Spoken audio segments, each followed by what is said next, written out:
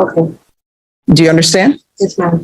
And with an affirmative finding of family violence, you're not allowed to be designated as primary custodial parent. Did you understand that? Of assault, bodily injury, married, cohabitation as a Class A misdemeanor. The range of punishment is up to 1 year in jail and up to a $4,000 fine. Did you understand? Yes, ma'am. If you have a plea bargaining agreement with the state, the court doesn't have to follow your plea. If for any reason the court does not follow your plea and gives you more than you bargained for, the fact that you entered a plea will not be used against you and you will be allowed to withdraw your plea. Did you understand? Yes, ma'am. Did you understand you have a right to jury trial, a right for you or your attorney to cross-examine and confront any witnesses the state would call in the right to remain silent? I did not understand that one. All right, you don't understand you have a right to jury trial? I mean, I heard it, but I didn't hear it. All right, so do you need to speak to your attorney? No, can you please repeat the question? Do you understand you have a right to jury trial? Yes, I don't Understand with an affirmative finding of family violence, you're not allowed to own or possess any weapons or ammunition? That's forever? You're not allowed to own or possess any weapons or ammunition. Do you understand that? I mean, yeah, but I can never, for protection, You need to speak to your attorney about that. But with an affirmative finding of family violence, you're not allowed to own or possess any weapons or ammunition. Okay. Do you understand? Yes, ma'am. And with an affirmative finding of family violence, you're not allowed to be designated as primary custodial parent. Did you understand that? This is the first time I heard of that. All right, so I'll let you all step back. What does that mean? I'll let you speak to your attorney about that. I'm not allowed to have children? Oh, you can have children, but if there's some sort of custody issues that arise, technically and legally, the court is not allowed to have you as primary custodial parent. Now, if in the best interest of the children, they determine that you will be the best placement, then they can do that. But if there were any type of custody issues and there's a person who appears to be a good parent and they don't have an affirmative finding of family violence, then they're supposed to be designated as primary custodial parent. I'll let you speak to your attorney about it.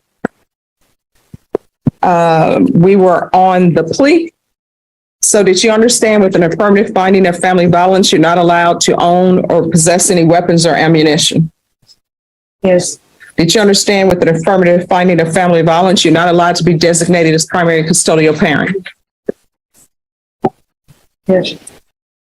Did you understand that to be the entirety of the plea bargain agreement?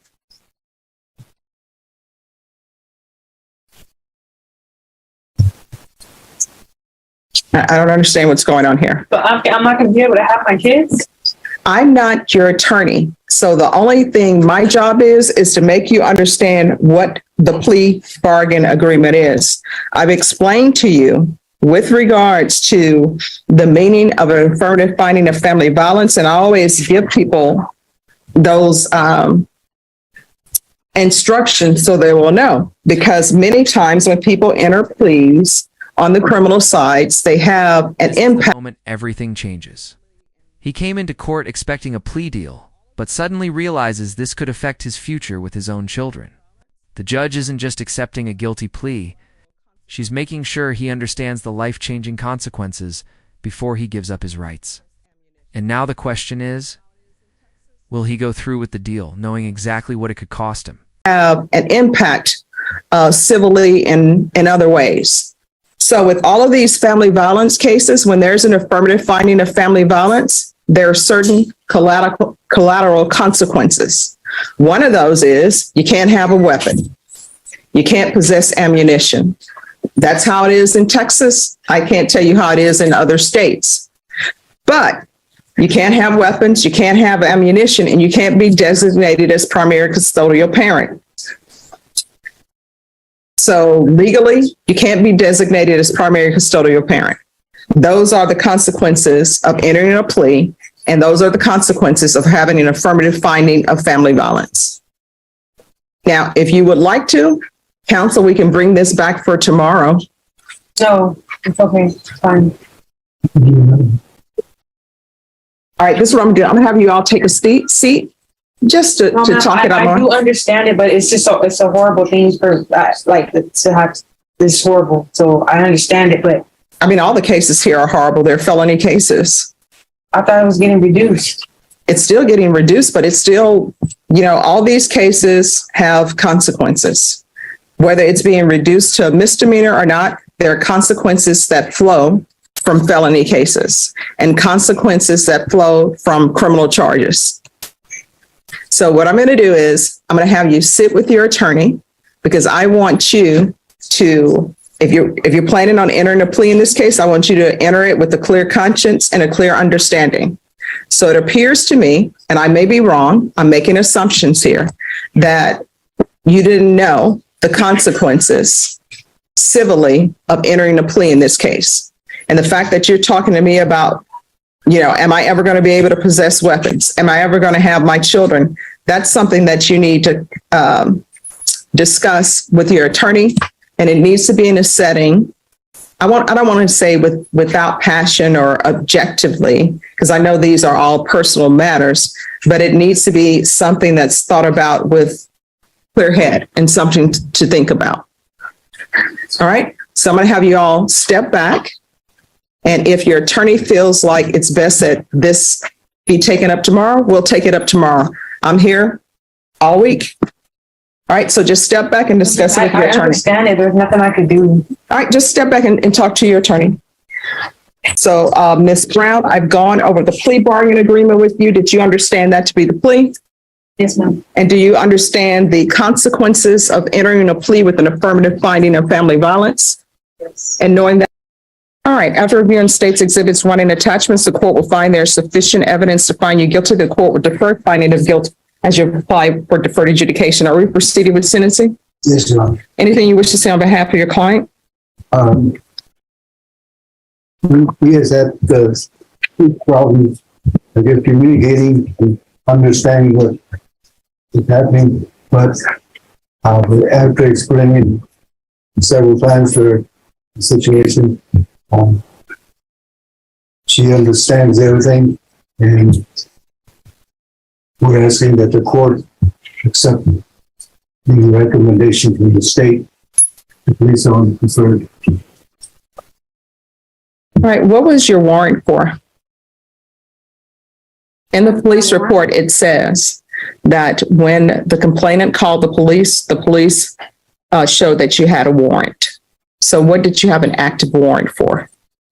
It had been for a failure to ID. All right, State, can you see if there are any pending charges other than this case? Yes. Yeah, there's a failure to ID. Oh, sorry. Your Honor, there's a failure to ID, and that one is, according to the state, would be TIC. It's not listed in the plea. Judge, there is, but we can, I can enter a dismissal. I think you just give me a couple notes to fill out a dismissal. All right, thank you. All right, are you employed? At the moment, no, I'm not. How do you support yourself? I'm living with family right now. What family is this? My mom. All right, and Child Protective Services were called. Is Child Protective Services involved? Yes. All right, this is what the court is going to do. 2 years deferred adjudication. There's an affirmative finding of family violence. Well, let me strike that. The state is requesting that actually you have a conviction.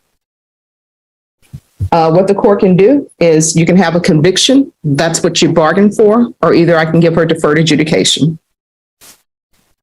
Leave those for deferred adjudication you have for. All right, if the court were to give you deferred adjudication, if anything were to happen and your probation were revoked, you could end up with potentially 1 year in the Bexar County Jail. What the state has offered you, if you were to not do well, you could still end up with 1 year in the Bexar County Jail. So which would you prefer? Would you prefer conviction or deferred adjudication? Conviction. All right, court will sentence you to 1 year in the Bexar County Jail. No. Miss. You said a conviction. Oh, I thought, okay, I'm sorry. Oh my God, no.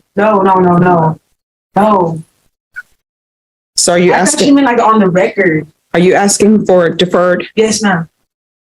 All right, with the deferred adjudication, the court could sentence you to up to 1 year in the Bear County Jail if you are unsuccessful. Do you understand? Yes. And up to a $4,000 fine. Do you understand? Yes, ma'am. And are you requesting that the court give you deferred adjudication? Yes. All right. Court will sentence you to 2 years deferred adjudication. There's an affirmative finding of family violence. There's to be no contact with Tagai Buzu. If there are some kind of child custody arrangements that need to be made, you'll need to make those through a third party. If you wish to have contact with him, he'll have to come in to court, and I'd have to hear some evidence